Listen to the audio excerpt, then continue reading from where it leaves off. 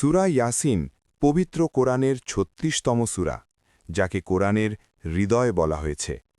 ইসলামী পরিভাষায় এই সূরার অনেক ফজিলত ও গুরুত্ব বর্ণনা করা হয়েছে। রসূলুল্লাহ সাল্লাল্লাহু আলাইহি ওয়াসাল্লামের একটি হাদিস অনুযায়ী প্রত্যেক জিনিসের একটি হৃদয় থাকে, আর কোরআনের হৃদয় হল সূরা ইয়াসিন। যে ব্যক্তি এই সূরা একবার পাঠ করবে, আল্লাহ তাকে ১০ বার কোরআন খতমের সওয়াব দান করবেন। তিরমিজি। গুনাহ মাফ হওয়া। হাদিসে বর্ণিত আছে, যদি কোনো ব্যক্তি কেবল আল্লাহর সন্তুষ্টির উদ্দেশ্যে রাতে সূরা ইয়াসিন তেলাওয়াত করে, তবে তার অতীতের গুনাহগুলো ক্ষমা করে দেওয়া হয়।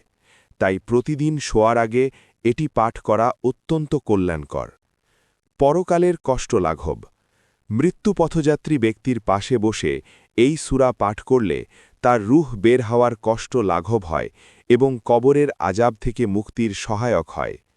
হাজত পূরণ ও রিজিকে বরকত। অনেকের মতে সকালে সূরা ইয়াসিন পাঠ করলে সারা দিনের সব কাজ সহজ হয়ে যায় এবং মনের নেক মাকসুদ পূর্ণ হয়। এটি রিজিকে বরকত আনতেও সাহায্য করে। কিয়ামতের সুপারিশ।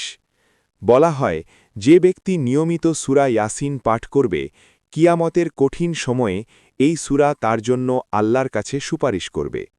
সূরাটি প্রতিদিন অন্তত একবার পাঠ করার চেষ্টা করুন। বিশেষ করে ভোরে, ফজরের নামাজের পর বা রাতে ঘুমানোর আগে পাঠ করা উত্তম। শুধু তেলাওয়াত নয়, এর অর্থ বুঝে পাঠ করলে আত্মিক শান্তি লাভ করা যায়।